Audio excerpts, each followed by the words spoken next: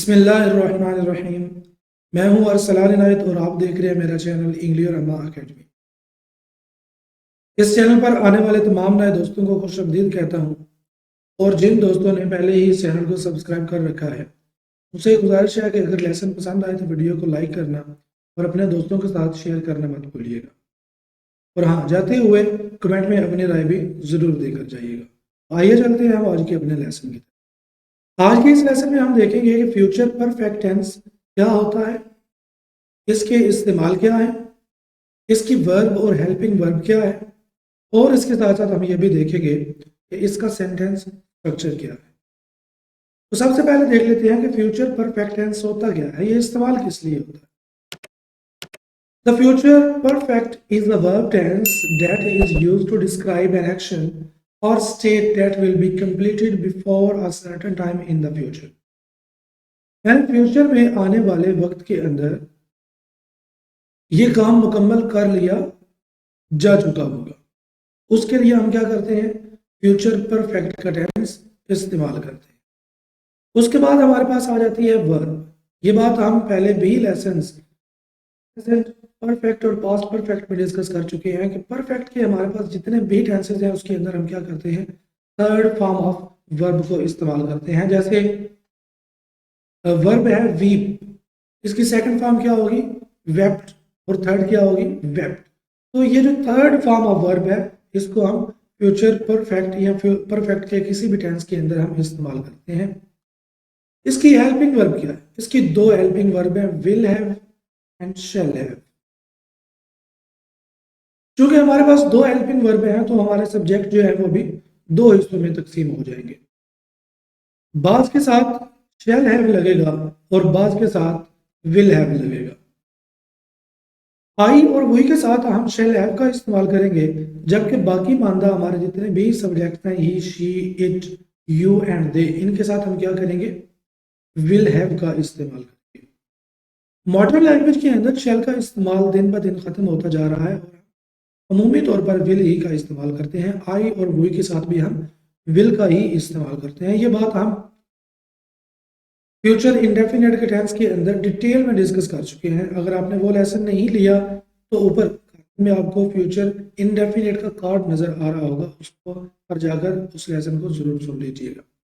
उसके बाद हम देख लेते हैं कि फ्यूचर परफेक्ट टेंस के अंदर सेंटेंसेस जो है उनका स्ट्रक्चर क्या होगा। हमारे पास चार किस्म के सेंटेंसेस होते हैं। पहला है सिंपल, उसके बाद है नेगेटिव, उसके बाद है इंट्रोगेटिव और सबसे आखिर में आ जाता है नेगेटिव इंट्रोगेटिव।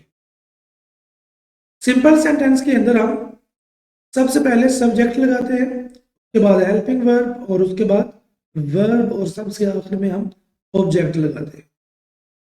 अगर हमने जुमला नेगेटिव का बनाना हो तो सेम स्ट्रक्चर रहेगा सिंपल सेंटेंस वाला, सिर्फ हम हेल्पिंग वर्ब के बाद नॉट पुट देंगे तो ये हमारा नेगेटिव सेंटेंस का स्ट्रक्चर बन जाएगा।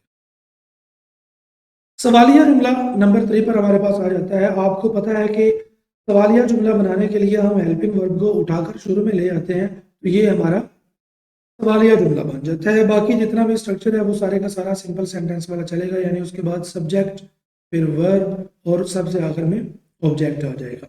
उसके बाद हमारे पास आ जाता है नंबर 4 पर नेगेटिव इंटरेक्टिव सेंटेंस।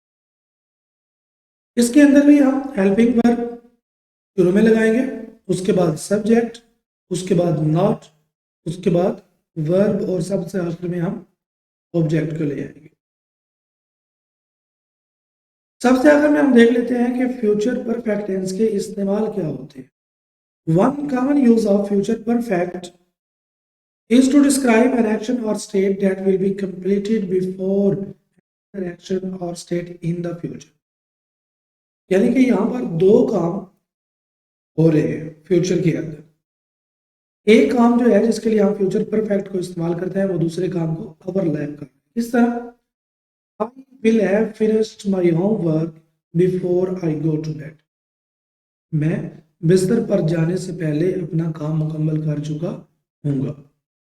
यहाँ पर देखिए दो काम है, before I go to bed and will have finished my homework.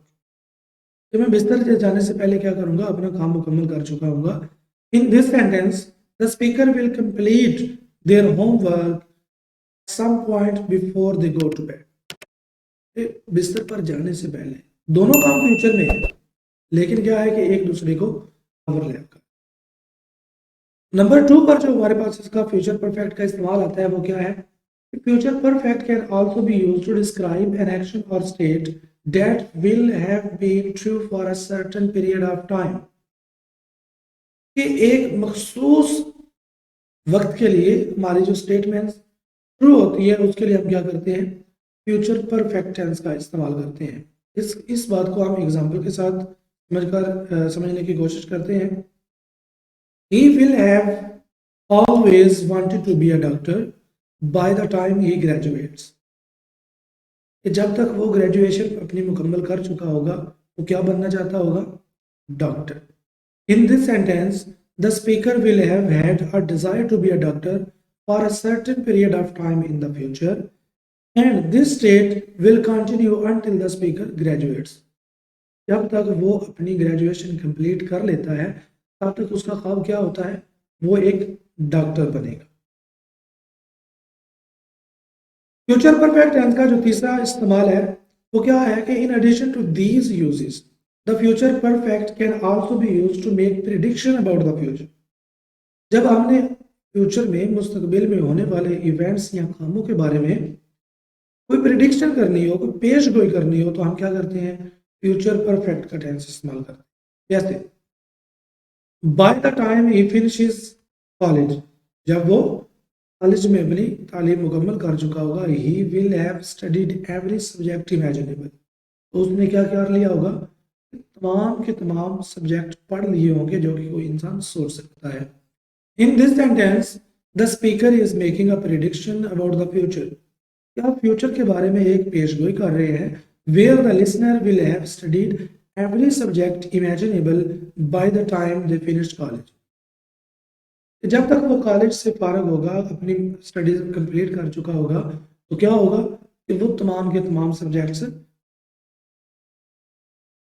Number 4 पर जो हमारे पास इसका इस्तेमाल होता है, it is important to note that the future perfect is used with auxiliary verb will and shall, so it is often used with adverbs like already, just and yet.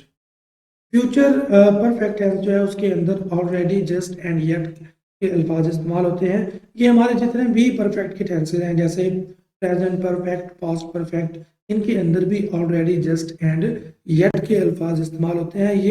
ये show करवाते हैं कि ये परफेक्ट का tense. Example के साथ हम इसको भी समझने की कोशिश करेंगे। I will have just finished my homework when my friend arrives.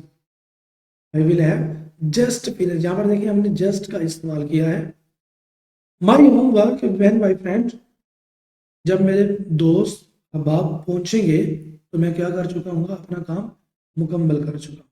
In this sentence the speaker will complete their homework point shortly before their friends, कि उसके दोस्तों से आने से थोड़ी देर पहले वो अपना काम क्या है? मुकम्मल कर चुका होगा। इसी तरह एग्जांपल नंबर 2 है she will have already eaten. यहाँ पर देखिए जस्ट के बजाय ऑलरेडी इस्तेमाल हुआ है। Eaten lunch by the time I get home, जब वो घर पहुंचेगा मैं अपना खाना खा चुका हूँ।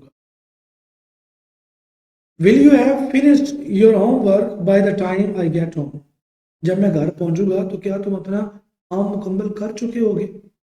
ठीक है, फ्यूचर के अंदर ओवरलैप कर रहे हैं। यहाँ पर भी एक काम दूसरे काम को ओवरलैप कर रहा है कि फ्यूचर के अंदर जब मैं घर पहुंचूंगा तो क्या तुम उस वक्त अपना काम मुकम्मल कर चुके होगे। तो यहाँ पर हमारा फ्यूचर परफेक्ट का लेसन कंप्लीट हो जाता है। मुझे उम्मीद है कि आप लोगों को इस बात की समझ आ गई होगी कि फ्यूचर परफेक्ट क्या चीज़ है और इसको हम किस लिए इस्तेमाल करते हैं। लेकिन इसके बावजूद अगर आपकी कोई कन्फ्यूजन हो तो आप नीचे कमेंट के अंदर पूछ सकते हैं।